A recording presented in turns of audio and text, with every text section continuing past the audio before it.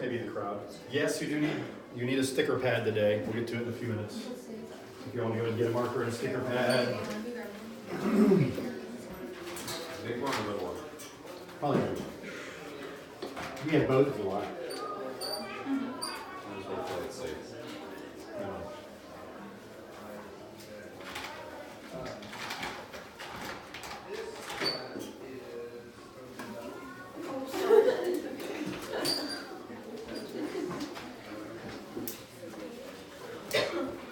See if your brain is starting to actually connect stuff together that you talked about so far in this class. So, I don't like using the word goals for this class because the word is overused by industry, but I don't know what else to use, so I really use goals some. The stuff we've studied so far this quarter, this is our 8th class, right? Yeah. So the first 7 classes, we walked through a few ideas. The very first idea we threw out there is you.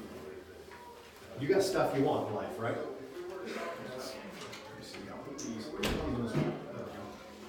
You. Like for example, you want to get married someday? Do you want a job? Do you want money but don't want a job? Do you want to go to school? You do. You want all that stuff, and that's okay. God wants it for you too. And for some reason in the church, we're really hesitant to call those goals. Well, that's what they are. I don't know why we avoid the word. They are goals, and it's okay to have goals. So part of what we talked about the very first week is the fact that you've got places you want to go in your life.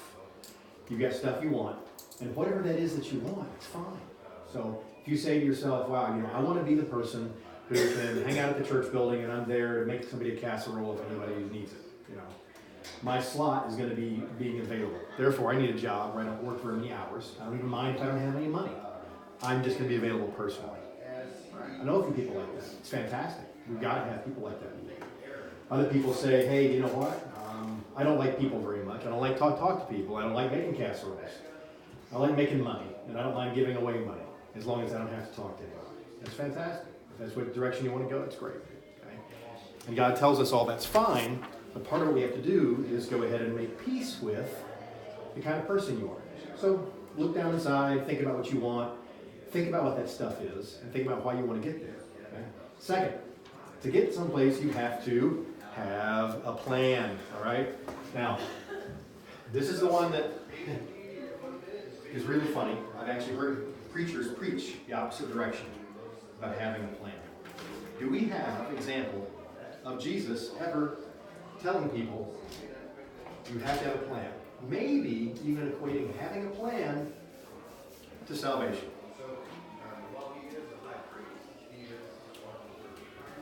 Does he ever do that? Like whenever he said you have to count the cost. Yes. So if a man decides he's going to build a tower, and he does not first count the cost, he begins it, does not complete it, and it becomes a mockery. So is the man who chooses to follow after God and does not count the cost. So he actually compares the ability to plan to build a tower with the plan to follow Jesus. Okay? How about some others? Did you ever tell any parables that are specifically about preparedness? Wise man and foolish man. Okay. Make sure you know where you're building. Make sure you know where you're building. He equates wisdom and ignorance with somebody who actually takes a look and says, hey, here's where I'm going to build a house. How about some more? The 3 servants. The 3 servants, okay? Very specifically, 2 of the servants decide to do some work, and one of them decides, you know what, I'm just going to play it safe and do as little as I can. What happens to the servant that plays it safe and doesn't have a plan? He's cast into the outer darkness. It's the same phrase it uses for hell later. How about another one about preparedness? Well, I did have a thought. Is it because he didn't have a plan or because he had a bad plan? I say it's because he didn't have one. He didn't do anything. I couldn't remember exactly which. Yeah, so when the master returns, he says, you know that I'm not a reasonable master, which is really funny that God describes himself that way. I'm not reasonable. Harvesting where I did not sow. You should have at least taken this money and put it in the bank to earn interest. He praised the 2 that took risk. And he said, if you weren't willing to take risk, at the very least, you should have taken the safe path that did something. So he condemned me for his slothfulness, but he really condemned me for just not trying, not putting out that effort. How about other ones about preparedness? I saw one where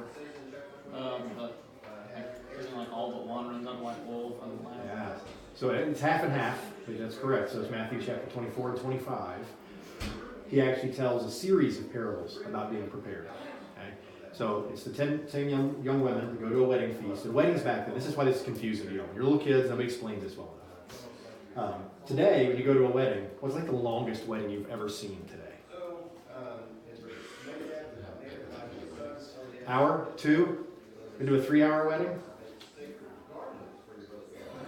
So that's long by today's standards.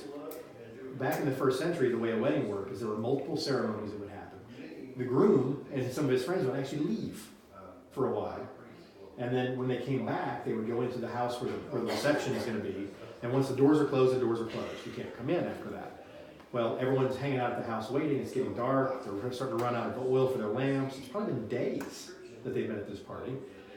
And half of them are running out of oil, and the other half brought extra. Jesus uses that to set up a description about the judgment day. So he talks about preparedness like that. He talks about assessing what's going on. So like in the parable of the seeds, it says, hey, you throw seeds lots of places, and you're smart enough to realize some of it's going to work and some of it's not. How about the parable of the tares? A man plants a field, his enemy comes and he sows weeds into the field. The servants say, hey, do you want us to go pull the weeds? What does the man say?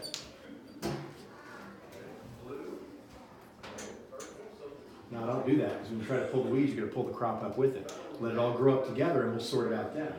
So even in parables that have a different primary focus, Jesus includes concepts of, hey, I gave you a brain for a reason. Use it. Think about what's going on. Think about how this stuff's going to work. Now also think about some of the things that Jesus did. When Jesus decided he wanted to spend some time, the Last Supper, for example, what does he do? He sends people into town to do what? Find a spot. Hey, find a spot. When you get into town, you're going to find a woman carrying a jug, follow her, there's going to be a room, rent the room, and make the preparations for the meal. He knows you got to do something. He doesn't just show up and go, hey man, we got a meal ready yet? It doesn't work that way. Okay? Jesus does lots of stuff. The very decision to be a Christian is a goal. Okay? That's a direction that we as people got to get more and more comfortable with. So when you look at your Bible, realize that the Bible is not telling you not to have a plan. It's telling you the exact opposite.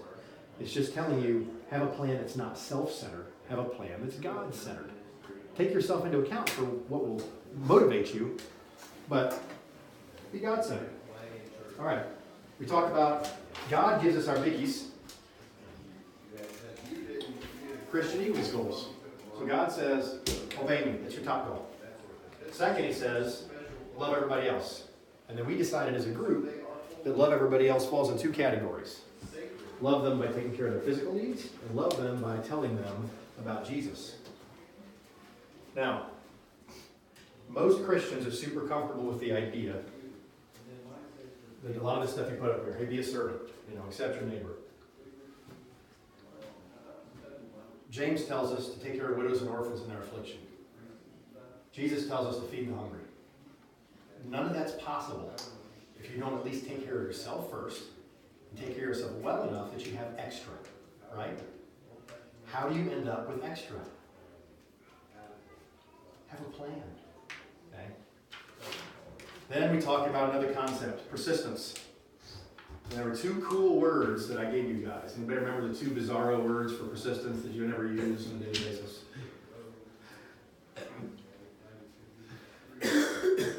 So one of them you may hear once in a while. Impudence. Okay? That's actually like mean-mouthed and sarcastic. But it's one of the words that translates the original Greek more correctly than persistence. The other one is importunate. Anybody use that word this week? No. Good. So King James got in the habit of using that word. It was used twice in the New Testament, which is kind of funny because the same word for persistence appears several times in the New Testament, but they translate it that way. But remember, what's the parable Jesus tells about persistence? He's got two biggies. Persistent widow. He's got the persistent widow. Hey, judge, give me some relief from my enemy. And the judge, even though he does not fear God and does not fear man, lest by her continual coming she wear him out, he'll give her what she wants. What's the second one about persistence? Or maybe. The neighbor. I tell you, even though he will not get up and feed him because he is his friend, he will get up and feed him because he is persistent. Okay? Beware of persistence. Now, it can cost you friendships, but it can build friendships. We talk about details.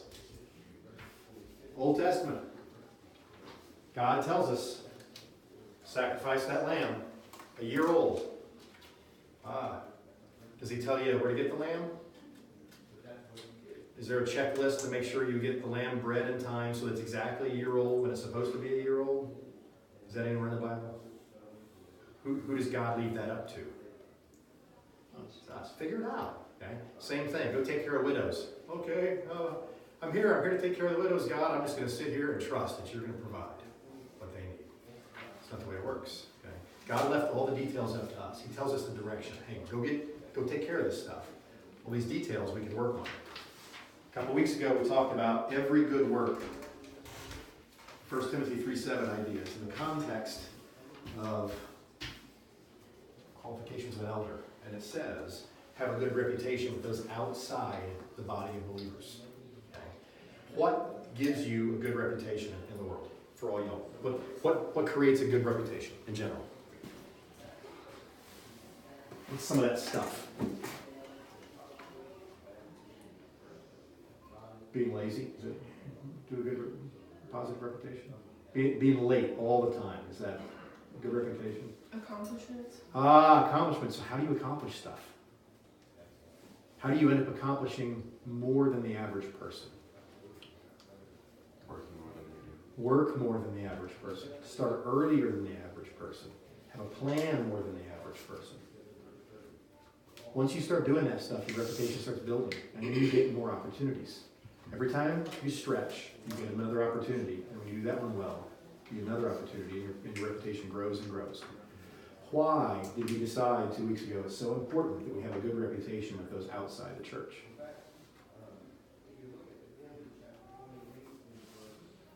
It's that same concept that's on the last slide of all of Buster's drawn sermons. That what you believe, so let others believe what you live. There you go.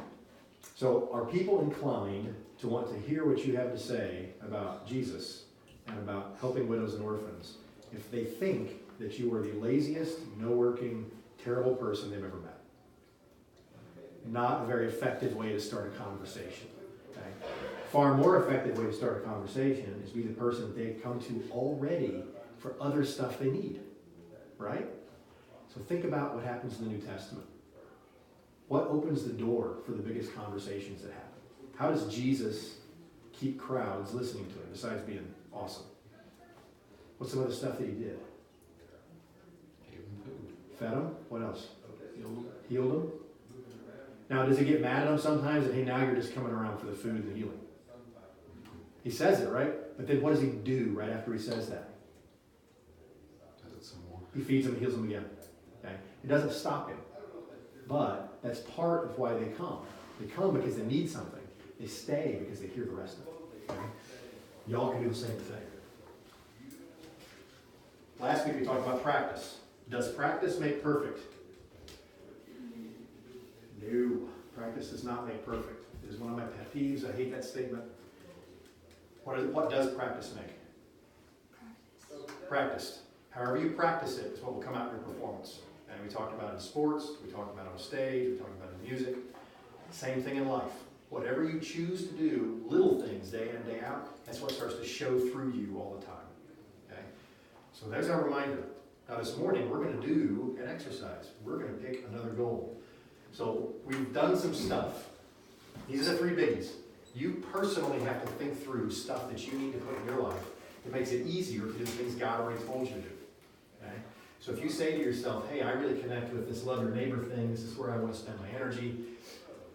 To be able to do that, I'm going to have to get a decent enough job that I have some money to give away. Or I'm going to have to get a job that's flexible because I want to be the casserole lady. You know, whatever you decide your calling is.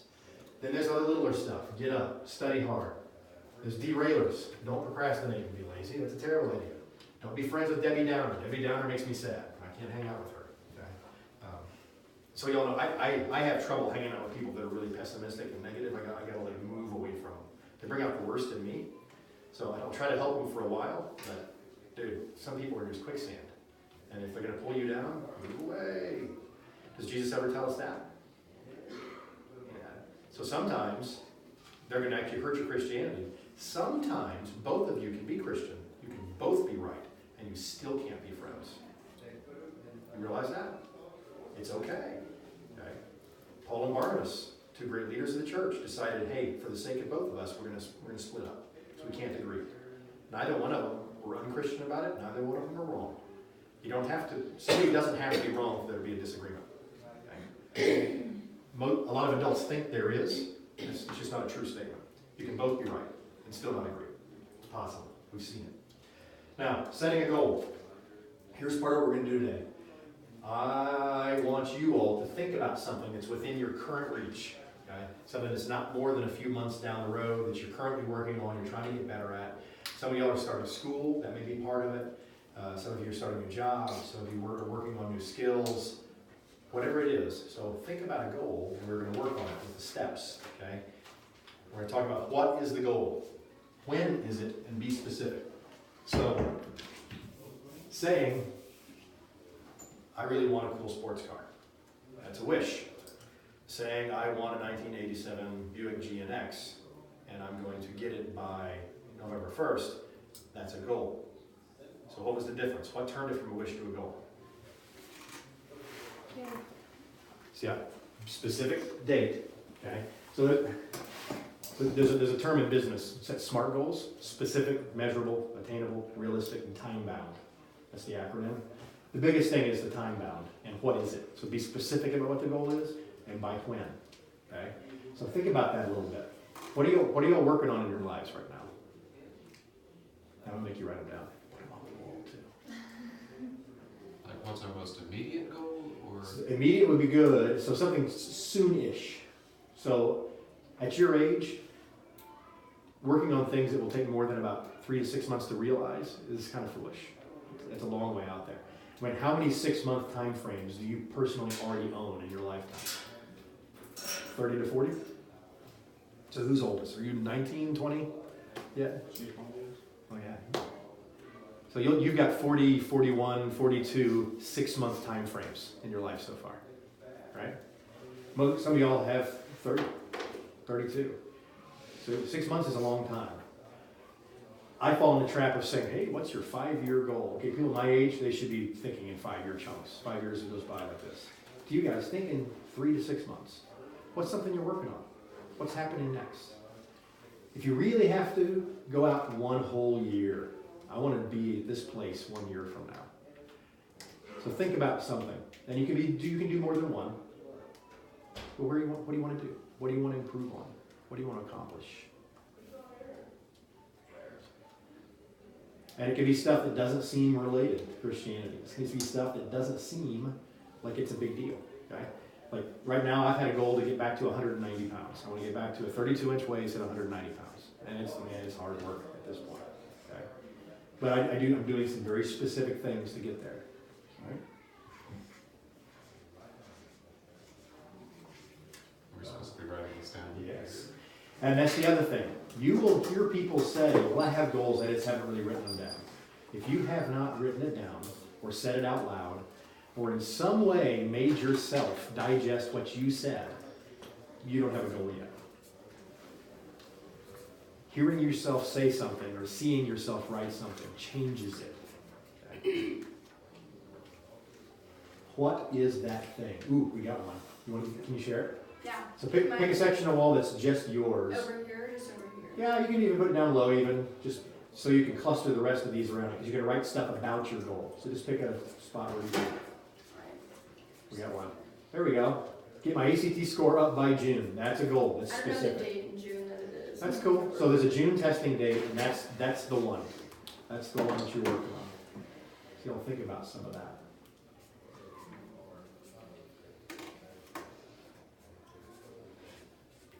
So I'm also working on getting my second stripe on my Brazilian Jiu-Jitsu purple belt. Everybody in class the other day got a stripe and I didn't. I almost cried. I'm like, everybody? Every single person got a stripe and I didn't? Come on, man. I had this one lonely stripe on my belt for like 6 months. Oh, we got some more what's getting written down.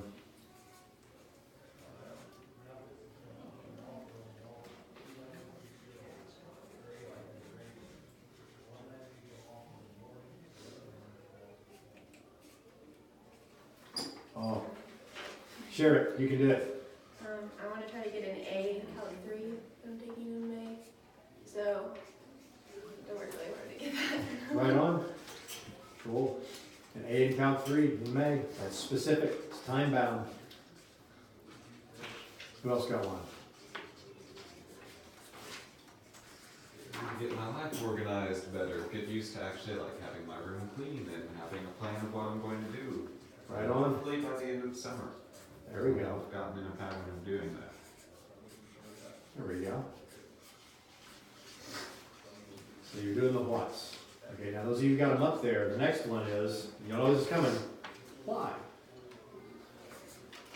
And part of the why, because you've chosen to be Christian also, is say to yourself, this may be an ACT score, higher ACT score by June, may not seem related to being able to take care of widows and orphans.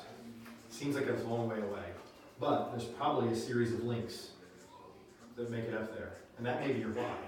So the why may be, so I can get into a better school, so that I can get better grades and learn more, so I can get a better job, so I can take care of widows and orphans. Okay? So think through that why. And it can be something simple. Like in my case, I know if I keep my weight at about 190 pounds, my cholesterol drops, my blood pressure drops, I won't die of a heart attack when I'm 50. I would like to not die of a heart attack when I'm 50. I got stuff to do, okay? I also know that when I'm in better shape, I think better, and I work better, and I'm more focused. I don't feel as sluggish.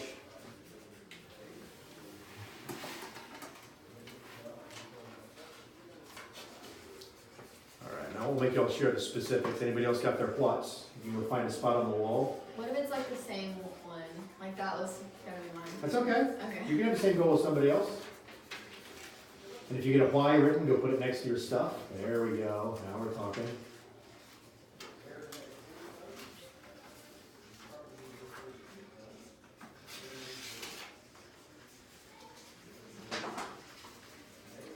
I'll go ahead and throw some more up on the wall.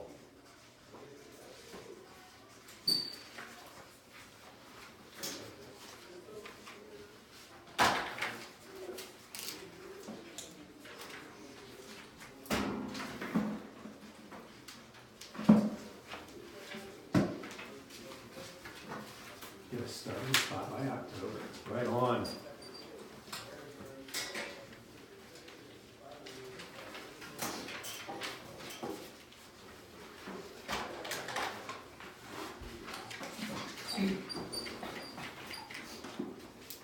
Right on. It does help, you know, if you actually have good grades. When I went back to school and applied to get into my PhD, I had to go through 2 extra interviews beyond what most students did because my undergraduate transcript was so patchy. Hey, you got these strings of A's and these strings of F's. Talk to me here. Explain, please. I'm a knucklehead. I had a hard time explaining this to you. I don't know, I feel like I'm the knucklehead is probably the most common answer they get for kids coming out of high school. Well, this was in a PhD program. Oh. All right, now you've got those going. I'll do a little preamble. So usually, when people tell you to set a goal, you think about where you want to be and when. And they tell you start writing the plan. How are you going to get there? You know, so one of the temptations most people do when they do this is say, hey, I want my ACT score up by June. What are you going to do that? Well, every day I'm going to do this, and every day I'm going to do that, and I'm going to write this down, I'm going to do that. That's an important step in setting a goal. You notice we haven't done it yet. We're not going to do it at this step either. Okay? Don't leap to the details. God does expect us to work out the details. But first, flesh out the rest of the stuff that God shows us in His plan, right? What is it? Why do you care? Okay? Hold off on the details. Now you do this thing, SWOT. I don't know what SWOT is. I don't know, Tori might know what SWOT is. It's actually a marketing term that I have co-opted for my class. It's not trademarked. Strengths, weaknesses, opportunities, and threats. Think about your own personal strengths. Think about your own personal weaknesses.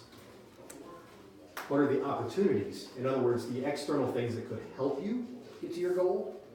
And what are the threats? The external things that could hurt you. So I'm going to pick on you with the ACT score because it's specific and easy, and you seem like you're tough this morning, so you can handle it. So what is one of your personal strengths that will make it easier for you to get to that goal? What's something you're good at?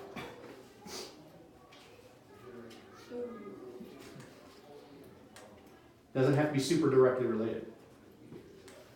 I'm honestly pretty good at testing. Like, it doesn't stress me out. Okay, there you go. So it's important to recognize, and you say to yourself, this seems like a funny step in the exercise. Before David went down in the valley to fight Goliath, and he talked to King Saul, he says, Saul, who is this unwashed Philistine that no lamb will go down and champion? And he says, look at him. He's 9 feet tall, he's terrifying, he's killed lots of people. What does David say back to him? What does he say as his persuasive moment of, I'm going to go down there and I'm going to kill him because when I was in the field tending the sheep, when a bear came to get my sheep, what did he do? I took it by the beard and I killed it. When a lion came to take my sheep, I killed it. And I will do the same to this Philistine. Throughout the Bible, we see people recognize their own strengths and go use them. Okay? Never be shy about saying to yourself, I'm really good at this thing, I'm going to do it. Okay? It's important to hear yourself say, here's the thing I'm good at. Okay? So it's important to hear yourself say, I'm comfortable with testing, that part doesn't stress me out. All right, now, what's a weakness? A personal weakness that might make it hard. I don't love studying. I do not love studying. Okay? It's important to hear yourself say those things out loud. Okay?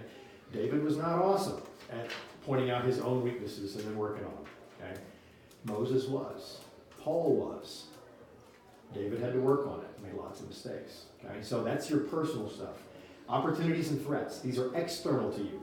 So outside of you, what's a resource you plan to use, an opportunity that can make this better? I take ACT prep at school. There we go. A lot of practice questions. You have an ACT prep class available. That's your opportunity. What's a threat? What's an external that may push you off your path? Choosing not to work hard in that class. That's you. That's still internal. Think external. My external one, most of the time in high school, his name is Danny. Okay? It's just the way it is. My threat, 9 times out of 10, Danny.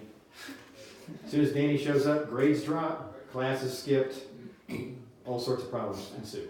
Okay? So think about your threats as externals. Another threat may be, you know what? I have to work a lot of hours. Hey, you know what? I've got a bunch of stuff going on at home. So competing priorities are also threats. Friends that don't have your best interest at heart are threats. Not having enough money to pay for the next testing session or the next prep class is a threat. Okay? So think external for threats. So on your goals, always SWOT. Okay? And you make a note for yourself. Strengths, weaknesses, opportunities, and threats. Strengths and weaknesses is you. Opportunities and threats is outside of you. Okay? And you've got to think through that in order to know, is this going to be realistic to get to this goal? Okay? Saying, hey, I've got a goal, I'm going to bench press 1,000 pounds. It's not realistic because, hey, I turned 49 on Tuesday. Never been that strong in general.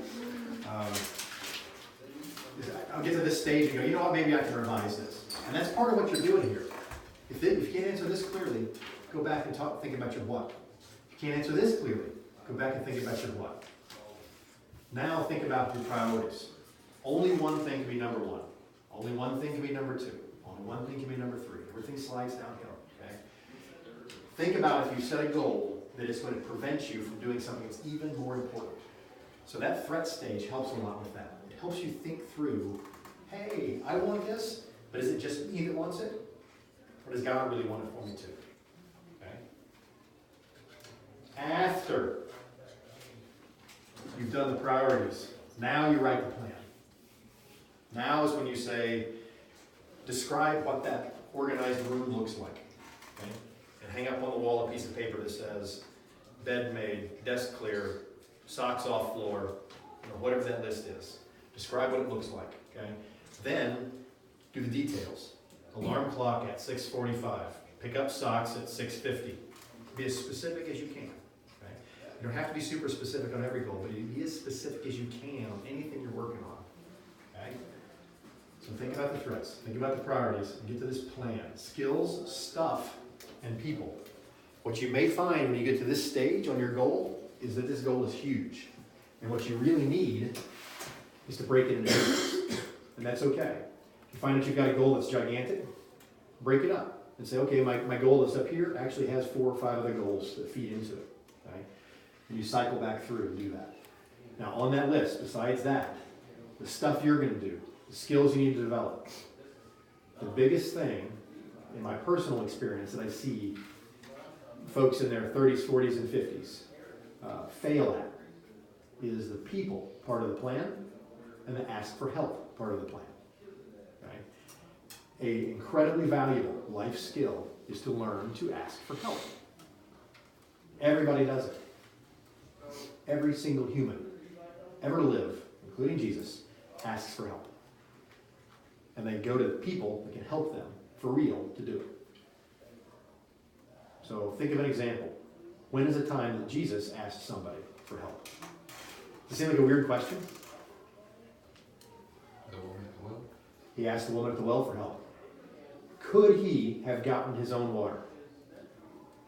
Could have sorted it out. Why in the world would he have asked for help? It's an opportunity. It's an opportunity. It's important, that's why. Okay? And it's a skill that he developed. When you ask people for help, it builds connections. It builds connective tissue in society. Okay? He could have done that himself. Think of a time that he asked for help that he probably shouldn't have done it himself. And he needed help. When he sent some of the 12 ahead to prepare the upper room. Okay, so that's one of them. So he sent several ahead to prepare the upper room. Why did he need help for that one?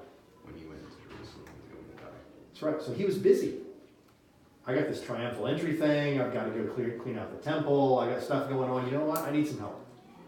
So you go prepare the upper room. I'm going to go beat some Pharisees. Okay? How about another time he asked for help?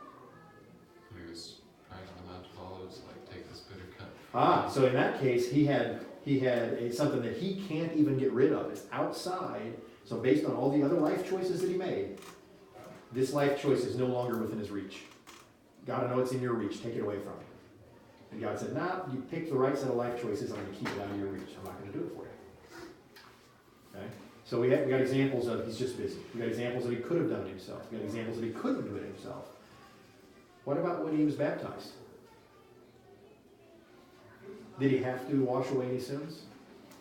Did he have to identify with his own faith? What did John even say to him when he said, hey, John baptized me? What did John say? You should be baptizing me. But Jesus basically says back to him, I need you to do this. I need your help because this is something I have to do to be an example to everybody else. So in life, even in times you don't necessarily need it, ask for help. In times that you do need it, ask for help. In times that you're just busy, ask for help. Okay? So when you set your goals, think about that help. Okay? Now, here's one of the biggies on the help. Sometimes that help is your accountability partner. Somebody who's going to hold you responsible for what you're doing. In Acts chapter 15, Paul and Barnabas had just finished the first missionary tour. Peter had seen the first Gentile converts. James is an elder in the church. And they all get together and they talk about, all of us are going to go do this, this, and this next. I'm going to call you. You're going to call you. Paul, you go with Silas. Barnabas is going to wait here for John Mark. And they laid out a plan that involved a lot of people. If one person got off that plan, the other people would put them back on it because you shared what you're going to do. Hey, Mom, I'm working on getting my life organized. I put this list on the wall of what my room's going to look like. Every couple of days, if I haven't done it, can you just kind of poke me? Not fun? Hey, you just invited extra criticism by Mom? Yeah, okay. But then asking for the kind of help that may be helpful. Okay? So what do y'all think? You got some stuff percolating in your brain around your goal? So think of the other humans that can help you with stuff. Humans are out there, lots of them. Lots and lots of humans. You can go get lots of them. Okay. Who else can put something on the wall?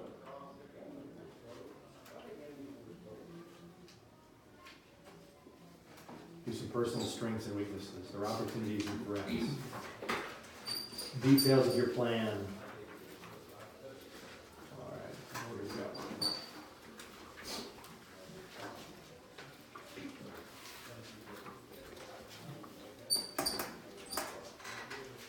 Determined.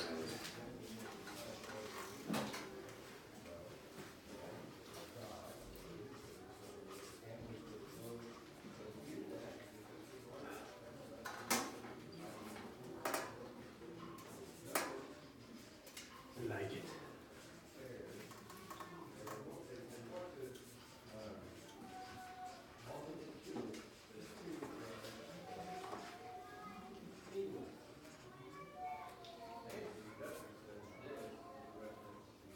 So when you build your goals, after you pick the what and the when and the why, you think about your personal strengths and weaknesses.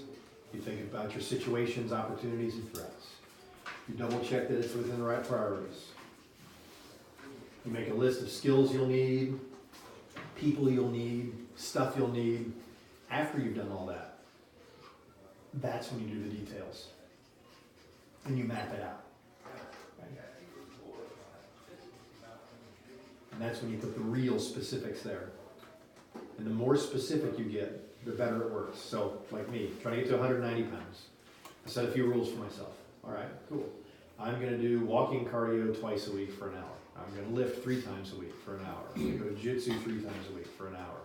I'm going to keep my calories at 1,960 calories, 180 grams of protein.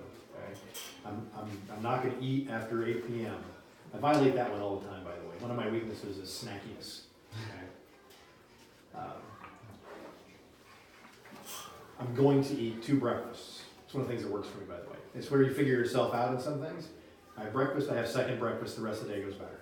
Just automatically. It's just the way my brain and body work. Makes me happy. Okay? So when you learn things about like that about yourself, put it in your plan. That's part of that strengths and weaknesses piece. One of my strengths is I'm stubborn. Okay? One of my weaknesses is I'm still stubborn. Okay? One of my weaknesses is I definitely would have been diagnosed with ADD if it was as popular when I was a kid as it is today. People want to diagnose me with ADD now.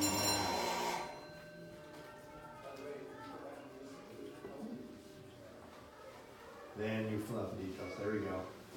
Now you get to know yourself, and then you do all the little stuff, itsy bitsy stuff. What do you have to do to actually get that goal? Break it into little pieces. What do you do every day?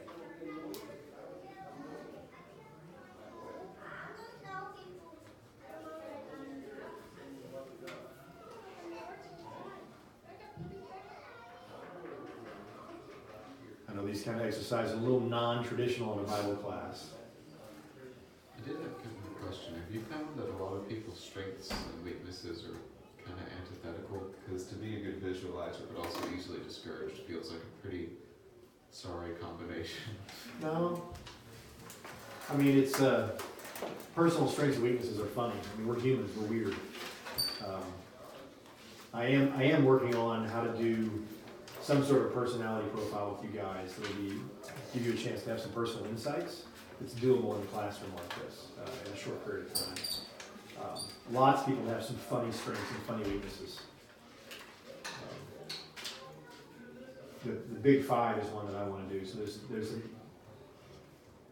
I hate the term because it's hard to explain after I say it out loud. But there's a personality trait called neuroticism. Okay, and you're like, neurotic? I'm not neurotic. Okay, well, in the scientific term, yes, everyone's neurotic. It's the idea that you have a high degree of attention to detail.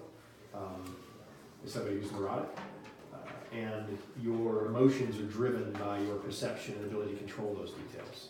Okay. Where at the far end of the spectrum is the complete blown in the wind, nothing bothers them. Okay. Neither extreme is very helpful.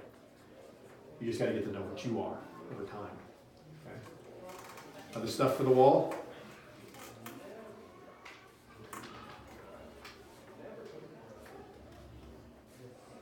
Right on. Anybody else have questions? So this is a funny exercise. The first time I walk people through it. Oh, I'll get the handouts. The second bell's about to ring any moment. Just take one, pass it around. So all the handout is today is a quick summary of the first 7 weeks. And on the bottom of the back is what we just did. How to set a goal. It's a punch list for how to set a goal. Sit down with a piece of paper and set a goal. I encourage you, when you set goals, when you think through this stuff, do it in a system kind of like what I just said. Okay? You can make it your own, but it's super important. Don't dive into filling out the details until after you do your why, thinking about why you want to be there, and you think about who you are, what could make it easier, what could make it harder. Okay? Define that playing field first, then look at the details, because you'll learn some things in the process of that playing field that will change how you do the details.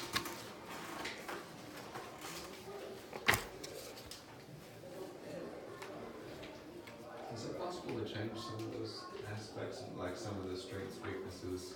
Yes. I know the opportunities and threats are kind of hard to, you just kind of have to adapt to those, but. Yeah, so you can bring forward your weaknesses over time. You can add to your strengths over time. But some things about yourself, you just have to learn to work with. All right, thank you all for your attention. You're right back.